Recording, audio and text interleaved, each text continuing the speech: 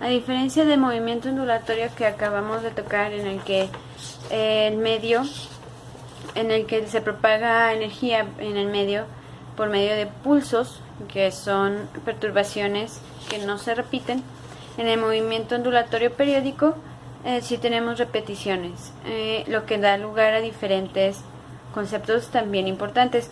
Uno de ellos es la longitud de ondas, que es la distancia entre dos crestas o valles adyacentes. También se tiene las partículas en fase. Las partículas se encuentran en fase cuando tienen el mismo desplazamiento y se mueven hacia la misma dirección. La frecuencia se puede definir como el número de ondas que pasan en un punto determinado, y esta frecuencia se mide en hertz. Y también tenemos que el principio de superposición. Este principio existe cuando dos o más trenes de onda existen simultáneamente en el mismo medio, y en este caso estos trenes se comportan como si los demás no estuvieran.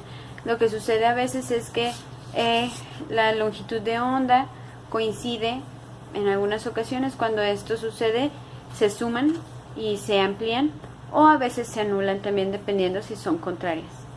Bueno, por mi parte fue todo respecto a la segunda unidad, y muchas gracias. Hola, ¿qué tal? Mi nombre es Luz Andrea, y en esta ocasión vamos a hablar un poco de las leyes de movimientos y los tipos de movimientos. Para comenzar, vamos a definir rápidamente las leyes de Newton.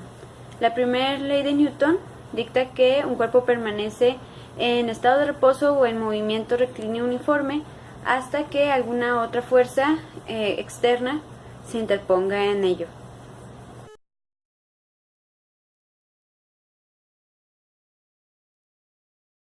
La segunda ley indica que al aplicarse una fuerza sobre un objeto de masa dada, su aceleración será directamente proporcional a la magnitud de esta fuerza y será inversamente proporcional a la masa, y además adquirirá la dirección que esta fuerza aplique.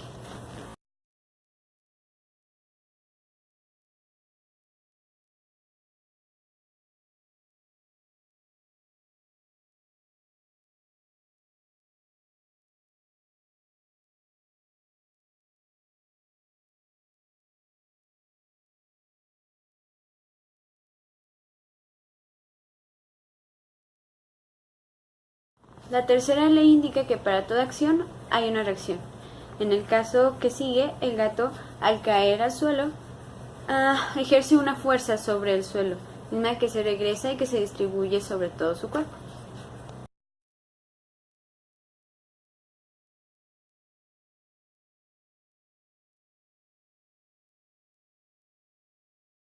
Ya que definimos los conceptos de las leyes de movimiento, vamos a empezar con los tipos de movimiento. En primer lugar tenemos el más sencillo, que es el movimiento rectilíneo uniforme, en el cual un objeto se mueve en línea recta, como indica su nombre, y sin cambiar su velocidad. También tenemos el movimiento uniformemente acelerado, en el cual también se mueve en línea recta, pero la velocidad cambia de una manera constante. Tenemos el movimiento circular uniforme, es el movimiento más sencillo en 2 dimensiones. En este caso se tiene que una fuerza actúa siempre en 90 grados sobre una partícula en movimiento, y en este caso tenemos varios conceptos importantes que hay que resaltar. Uno de ellos es la aceleración centrípeta, que se refiere directamente a que la aceleración se dirige siempre hacia el centro. También tenemos la fuerza centrípeta, que similarmente se refiere a que la fuerza necesaria que se dirige hacia el centro siempre para mantener el objeto en movimiento debe ser igual a la masa por la aceleración centrípeta.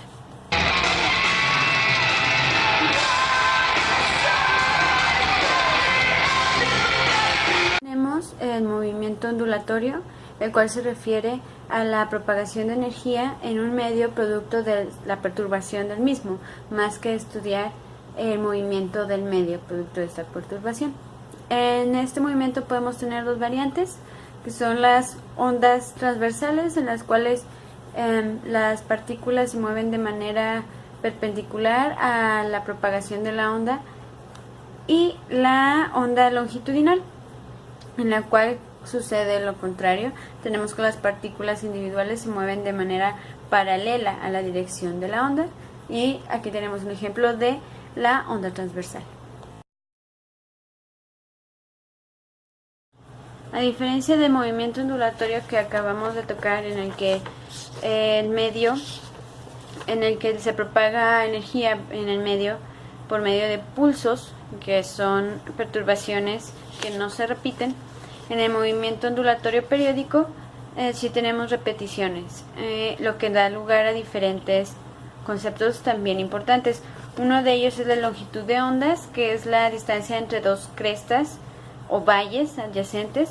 También se tiene las partículas en fase. Las partículas se encuentran en fase cuando tienen el mismo desplazamiento y se mueven hacia la misma dirección. La frecuencia se puede definir como el número de ondas que pasan en un punto determinado, y esta frecuencia se mide en hertz.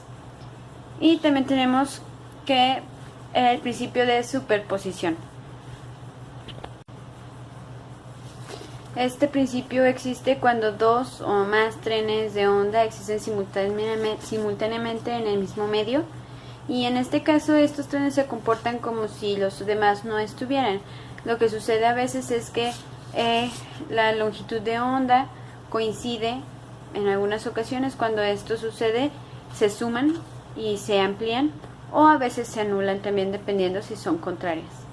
Bueno, por mi parte fue todo respecto a la segunda unidad, y muchas gracias.